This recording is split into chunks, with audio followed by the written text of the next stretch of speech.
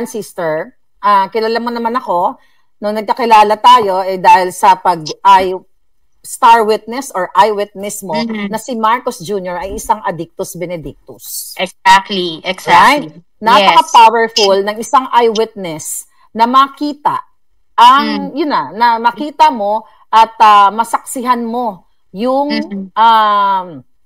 pangyayari. Yeah, that's very powerful, ano? Pag ikaw may first-hand knowledge.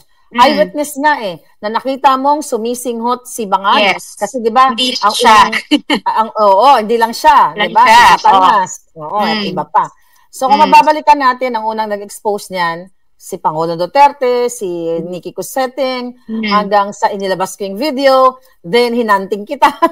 Hinanap kita kasi yung common friend dati dito sa LA, shoutout sa common friend natin, sabi niya, kontakin mo yan si Kati Binag. May alam yan. So, ang small world nga, kasi ang dami nating kaibigan sa Amerika na common. Alain mo? Yes. And remember, sis, nung na-meet kita, ang unang tanong ko sa'yo, di ba? Kasi I don't know you, why are you doing this? Remember that? Yeah. Usapan natin, Ang haba ng usapan natin, well, di ba, ang sagot ko naman sa'yo, para sa taong bayan, para sa katotohanan. So, yun. Yes. Okay. Ako, sis, alam mo, with all of lahat ng nangyayari dito, napapuzzle lang ako kasi, ang puzzle ko is, hindi, nakalimutan ata nila na talagang ikaw ever since, nag-expose ka. Naglalabas ka talaga ng mga nalalaman mo, nadidiscover mo. Hindi ko lang maintindihan na biglang may ganito. Well, alam naman ng tao na nag-expose talaga ako na, well, sister, wag ka magtaka. Nahubaran ko kasi yung scam nila. Nahubaran ko kasi yung scamming nila, yung scam nila, yung modus. Oo. Tapos, ang natatawa na lang ako kasi also is like, hindi, yung una kasi ganito, sis. Okay, sige, sis. Nawala ka, sis. Pinabayaan ko lang pinababayaan ko kasi iniintindi ko, sige, tas I'm waiting for you kasi ngayon tungkol nga dun sa, kasi ikaw naglabas ikaw nagsalita. So sa akin, ikaw rin ang mag-correct, right? Kasi yun yung proper. Kasi ang napansin ko, pag mag-comment ako, maglabas pa ako ng salita or anything, sasakyan ng troll. Ang karamihan na nagko-comment is troll. Kanina nga lang, AI troll. Tapos ang dami kong what do you call this, nakita, marami akong pinatulan, para naman kumita sila. Kasi kailangan kumita, di ba? So, yeah. Tapos kasi, hindi ko ugali na, I know how to fight back properly. Of course. So, I don't magiging Kati Binag, kung hindi ka marunong lumabas tulad ng alindog. Hindi ako alindog ko today. Correct. Hindi ako publicly makikipagmurahan sa'yo. Kaya ko rin makipagmurahan, okay? Pero hindi ko gagawin. I will not, hindi ko ibababa yung integridad ko for that level. And before nga, yun nga di ba, hindi ko naman alam na in-invite ka kasi sa sa Australia. So yung nangyayari tong mga to, sabi ko sige magla-live kami, 'di ba? Nag-message ko siya. Actually, I invited you I invited you to go to Australia para sa katotohanan lang tayo. Pero hindi ko alam na kung kailan ka lilipad. I know. So, hinihintay kita. So, syempre, mainit, 'di ba? Pero still, sinalo ko lahat ng bashing, sinalo ko everything. Kasi sa akin, ayoko na sanang mag-add ng any fire. Pero still, until, di ba, patuloy, sinisiraan, they're maligning my character, they're calling me names, cursing me, debunking me, na eyewitness, kasi yung USB, yung ganon. Na-weirdohan na ako, sis. Kasi, nung kinlaro mo na yun na, eto, ganito, 150, ganyan, kusang loob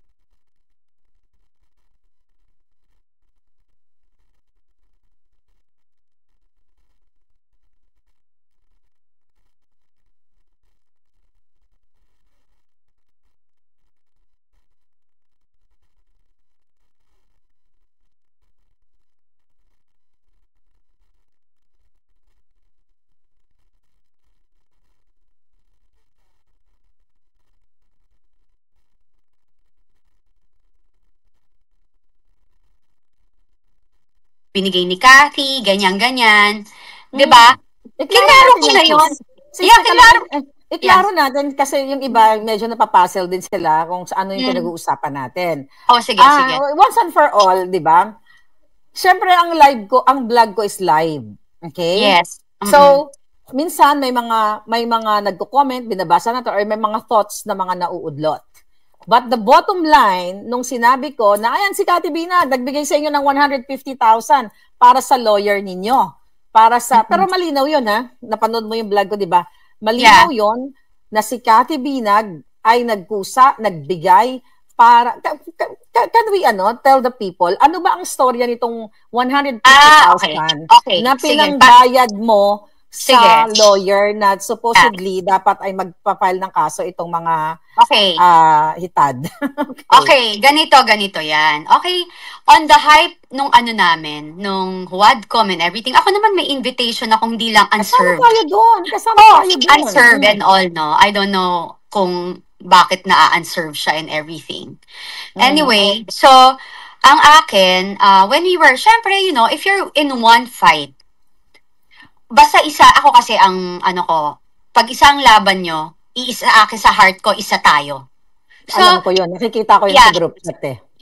So, hindi ko sila kilala. Hindi ko sila close. Wala akong close dyan. Tayo na, hindi pa na. Bakit ka nakikipag-kaibigan sa mga pangit?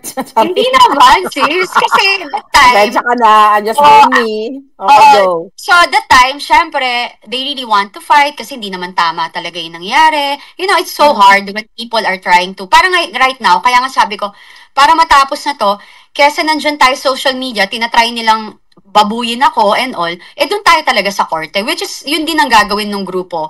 Nasasabi nga nila ngayon, itutuloy nga nila. Wala na naman ako doon eh. Hindi ko alam kung ano na nangyari doon, no? Kasi hindi naman sila nag-active. Ganito yung story niyan, sis. It started with, a lot of us wanted to fight back. But, of course, not all of us has the money to sustain it, right? I know. So, ako naman, in a way, nag-iingat ako. I don't know them eh. Baka, alam mo yun, baka mamali ako, masabihan na nagmamagaling ka or anything. But still, I offer help. Diba? I offer voluntarily. They never ask me and anything. So, yun nga sis, diba, nag-aano pa nga na mag-solicit, gumagawa ng paraan. Alam mo yan, diba? Nandun ka sa group chat eh, sis. Nandun ka sa group chat. Hindi lang naman tayo nandun. Maraming tao nandun sa group chat na yon. Okay? So akin, yun yung ginawa ko. So, nag-offer ako. Ang nag-start pa niyan is, even yung naglalambing pa. Joke, di ba? Ako kasi sis, mahilig talaga ako. Even lahat ng kakilala ko, pag kilala mo ako, masaya ako yung kunwari, nalilibre akong kumain, kung ano yung masaya. And even si Doc Lorraine, alam ni Doc Lorraine Bado yan, na yun, kusang loob ko lahat to. And alam niya yung ginawa ko. I didn't do anything wrong.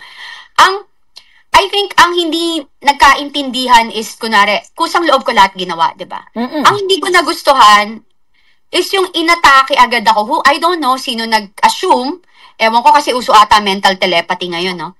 Na I was talking to you, we're talking about the case, I'm telling you everything, and pinagchichismisan natin yung kaso and everything. Okay.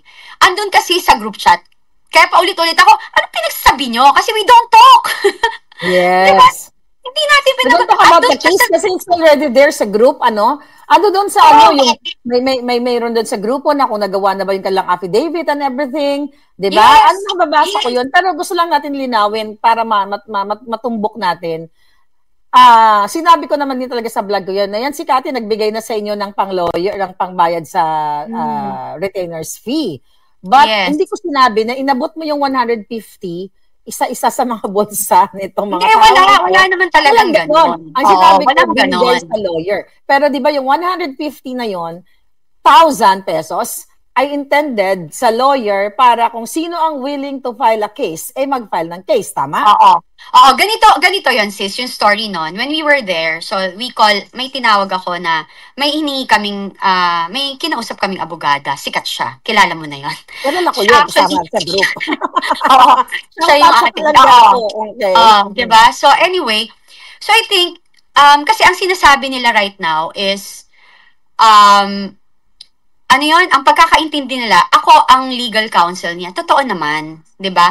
Pero sinabi din niya doon, nandun naman sa group chat, nakita mo yung mga huli, 'di ba? Na magbibigay siya na abogado. Tapos ang nagka-problema lang din, I guess, in between kasi, yung sinabi naman talaga na nagkaroon ng problema rin dun sa abogado na parang lutang in a way. So ngayon, ako kasi, nung sinabihan ako nun, ang sabi ko, bakit di nyo sa akin sinasabi? So sinabi ko, tas inaayos. Tas sabi ko, ang hindi namin pagkakaintindihan, kasi ganito, binigay ko na yung money. 'Di ba? Okay. Yes, so, alam ko yun. 'di ba? Nakakaya, paano mo kukunin yung pera na nag-umpisa na yung mga tao, tas may mga nabayaran na rin ako, 'di ba? So, hindi nga to tungkol sa pera. It's just na ano lang ako na, hindi ako nanumbat. Even like si Joey, nung naging paralegal siya, yung tumutulong talaga siya na gumawa ng paralegal na bogus. Hindi, sis. When you say paralegal, you have to be, may certificate ka or... ano lang, sis, inayos kami yung documents. Ano lang, documentation. Portrayal lang. Okay. Oo, ganon. Oo. So, anyway, so, because of that, nagbigay din ako sa kanya ng konting token na pasasalamat kasi talaga nag-e-effort siya. Okay. Ito yung, kinikwento ko lang sis yung totoong nangyari. Okay? Token para sa effort niya sa kaso niya. Why are so sis, nice? Yung, sis, yung sa tumulong siyang gumawa ng mga dokumento. Okay? Okay. Okay. So, anyway, to make the story short, dun yun. Tapos biglang nawala na, tapos di ko na alam anong nangyari hanggang sa nabanggit mo now. So, yes. I had nung nangyayari to lahat, okay, like yung nag-Hague ka, I tried to call everyone, yung mga feeling ko na makakaintindi sa akin, na ang aking panawagan is, wag yun ang kantiin kasi away jowa. Kasi akala ko ganun lang, sis, kasi hindi ko naman alam. Di ba? Hindi nga kasi tayo nag-uusap. Okay? Yeah. So sabi ko, away jowa lang to. Wag na kayong makialam. Kasi baka ayoko sana na pag nakanti nyo, yung pag-usap, yung personal na relasyon na gulo, is baka magsalita kasi nababash na si Miss Hanilet, 'di ba?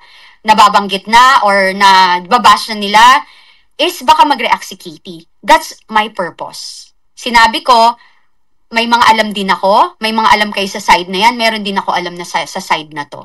So, ang akin, wag na lang. Pero of course, at the end of the day, I cannot control you guys, di ba? Decision nyo yan eh. Alam mo yon. So, di, hayaan ko na lang. Sabi ko, sige, tatanggapin ko na lang lahat ng salita, lahat ng pambabae, pati pagiging kaibigan ko sa'yo, kine-question. So, parang sa akin ganito, pag kaibigan kita, masama ako. Pag kaibigan sila ng kabila, hindi sila masama. So, selective. You know? Tapos, dahil pinili ko manahimik, nangangampi na ako.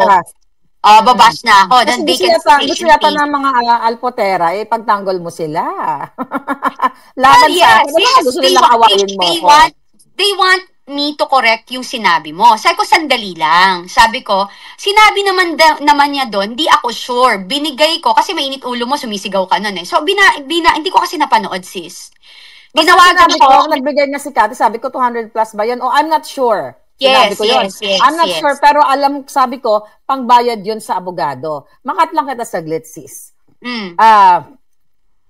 Ano yung nag-trigger sa'yo? Kasi, yung nag-trigger sa'yo, bakit ka nag-voluntaryo na nagbigay ng pang-abogado? Dahil ba may nagpaparinig na walang pera or ganyan? Or oo. Meron sis sa group chat. Diba? Sa group chat naman yun na wala akong, ano ba, ang hirap nito kasi wala kaming pera. So, ako, nag-volunteer yung mga donation, tsaka yung mga book sales. Anyway. Ito nga sis, meron nga, di ba, yung mga cash account ko, yung ganun daw, na ginagamit din naman. Sabi ko, para namang, natuloy yun. Okay, so ganito sis. So nag-trigger kasi alam ko yun kasi nasa group chat ako na may nagpaparinig na walang pera. Meron pa nga ako doon kung babalikan nyo sa group. Ang dami kasi nating group, Ang sabi ko doon, kung kaya ko lang, itatakas ko kayo sa Pilipinas. Kasi yung iba doon gusto pumunta sa Japan, kasi natatakot na nga sila dito sa Quadcom na ito. Ang point ko lang kasi, nagkaroon ng initiative na gamitin yung aking bank account para nga maka-donation drive na naman itong mga taong ito. Tapos andun, yung punto ko kasi, nagpaluwal ka na, you know? Hindi naman nila hiningi, pero dahil may nagparinig, kaya bilang isang mabuting Kati Binag, ikaw na nagbigay na, sige, eto, ganyan, kung sinong gusto mag-file ng case. In the first place, kung merong initiative na mag-donation, ay manghingi ng donation, para mag-file ng case, di ba? Hindi ba dapat eager ang isang tao na mag-file ng case? Kaso lang, doon sa group, at sinabi din sa akin ng isa doon sa grupo, directly, I think sa comment section, na naging busy daw, may problema, may sakit si ganito, may ganyan si ganyan, kaya hindi lang naasikaso. So, ibig mong sabihin, ito lang yung punto ko mga palangga. So, ibig mong sabihin, kung napumayag pala ako na gamit ang bank account ko dito para mangolekta sa OFW ng illegal. Diba? Tapos hindi nyo tinuloy yung kaso at ayaw yung kasuhan dahil busy kayo, saan na pupunta yung pera? Yun lang yung sa akin. Pero at least right now, mas malinaw na may nagparinig, kaya ikaw ay nagbigay. Kasi kilala kita, sis eh.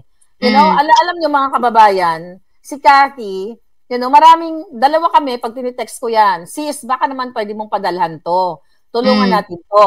Kailangan ng tent, kailangan ng tulda sa isang barangay. Di ba? May mga ganon.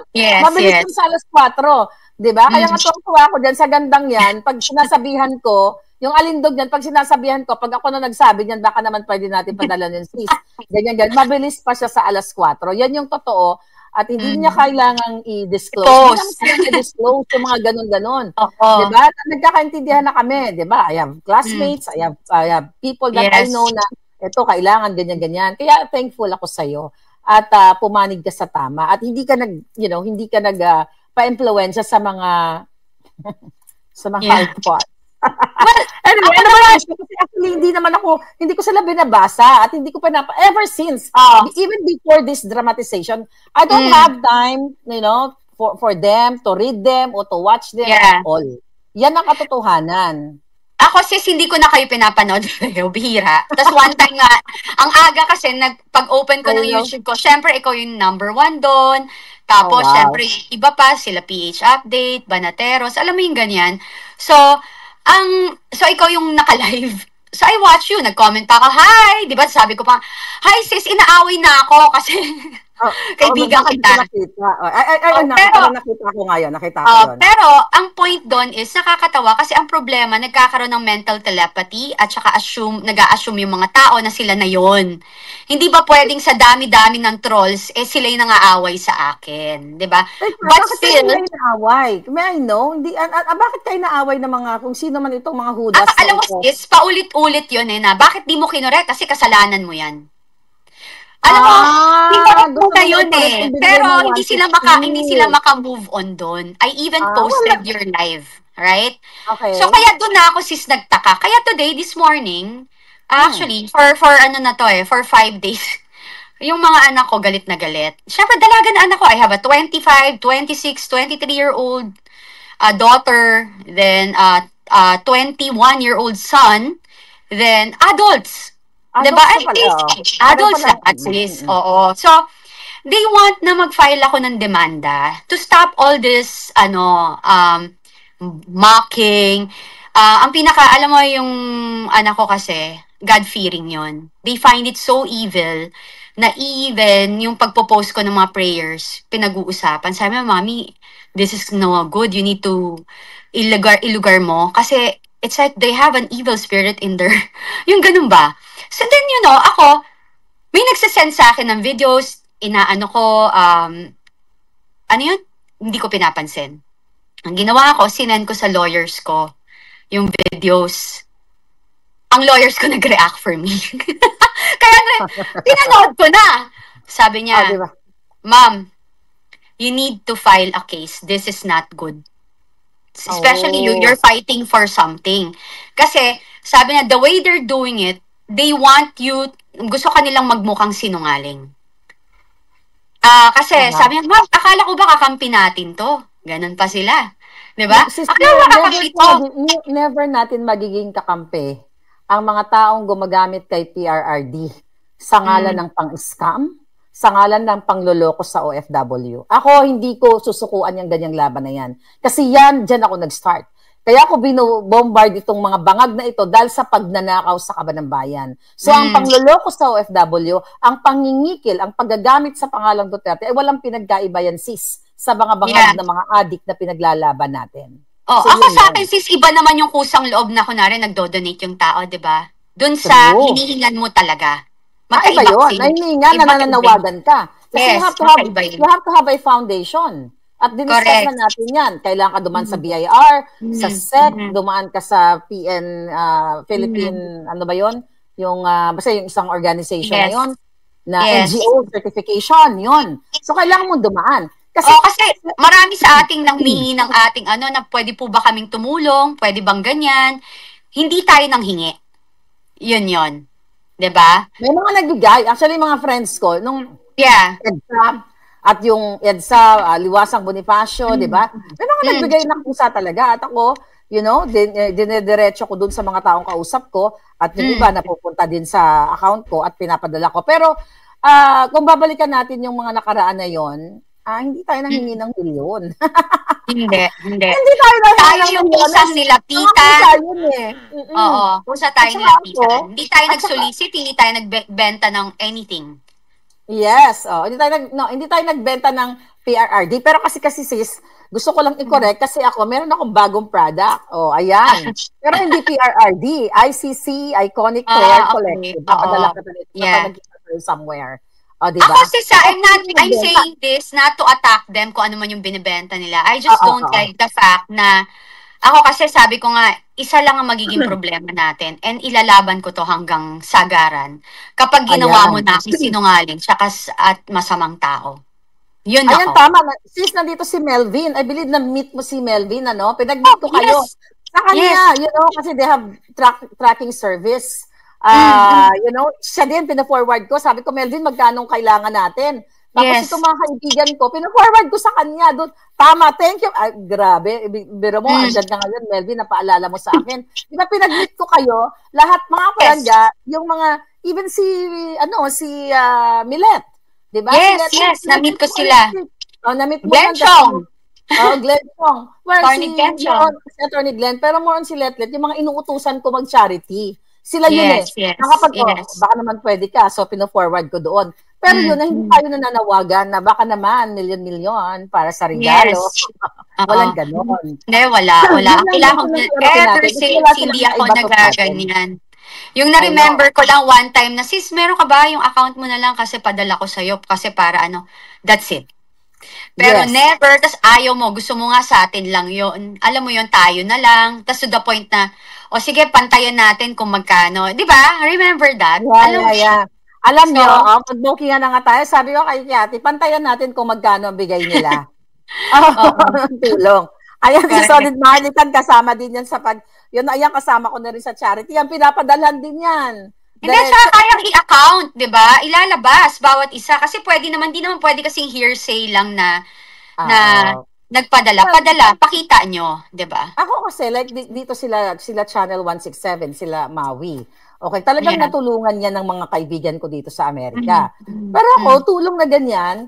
At since tulong yon, ako talaga, hindi ako naghingi na unang-una busy ako yung accounting na piso-piso, gano'n. Hindi ako nanghingi sa kanya kasi nakikita ko naman yung gano'n. Tsaka, it's only barya. It's not million. It's not milyones, ha? So, yun lang. Pero, nakakaloka kasi hindi ko alam, inaatake ka pala ng mga ngepa. Dapat mong bigyan ng, ng leksyon. Bigyan mo ng leksyon. Believe ka rin sa naratibo nila. Pati yung, yung sabi, to, hantivirus, nananakot. Paano ka nananakot? Gusto mo nga tapusin to. Doon nila sa court, i-explain. Nananakot ka ba o sila yung nang babash sa'yo? Sila nag-start. So, sabi ko lang, see you in court. I know, diba? I'm just, so, ngayon, kapag magre-react ka about it, hindi pwede. So, pwede lang kanilang bastusin, slander, oral defamation. So, ganun lang ba yun? So, ganun lang. Alam mo, hindi ako vlogger. Sis, ilang beses mo ako kinukonvince mag-vlog? Oo nga, I know. Diba? Ilang beses. Bolja ka nga, Kati. Nagdamang bolja ka para may kapatid ako. Anyway, totoo kasi yan. focus ko sis, isa lang kaaway ko, wala akong ibang kaaway. Isa lang yung hindi ko naman siya talaga kaaway. I just want people to know kung ano yung totoo. Kaya sabi ko, ang panawagan ko sa mga mamamayang Pilipino, kapag sinabi niyong nagsisinungaling ako na hindi totoong nagdadrag si BBM or I'm just for a clout. Kung for a clout ako, hindi ako araw-araw at ilang oras ako magla-live or maya ako magla-live. Yun ang for a clout. Na dapat sasakyan yung kasikatan ng ibang tao. Oo, di ba? 5 hours ka nagla-live. Di ba? Second to that, sis, ako, ang tawag dito, yung pag sinusyon mo na ako, sa sinabi, pinapapatotoo ko lang sinasabi ni PRRD na siya, na si BBM ay drug addict. Tapos biglang, i-divert nyo, nasa na yung USB, hindi naman pwedeng sinabi mo lang, eyewitness ako, kumausap kayo kahit na sinong lawyers. Kahit na sinong lawyer. That's true. That's true, sister. Go ahead, sis. Ibig sabihin nun, sis, hindi ka naniniwala sa sinasabi ni PRRD na sinakyan nga nila, di ba? Iblag nila yun di ba? Bakit iblag nila yun? Baka talabasari, nag-change sila ng narrative. So bakit ako, sis, hindi ako magsasorry, pero feeling ko may binabayaran na dito. Kasi gusto na akong my God, sister. Out of nowhere. This is me. Meron binabayaran. Okay? Imagine mo, pati Meron na. Yes. Sorry, sister. Meron na. Kasi, ayaw ko tigilan eh. Ayaw ko tigilan.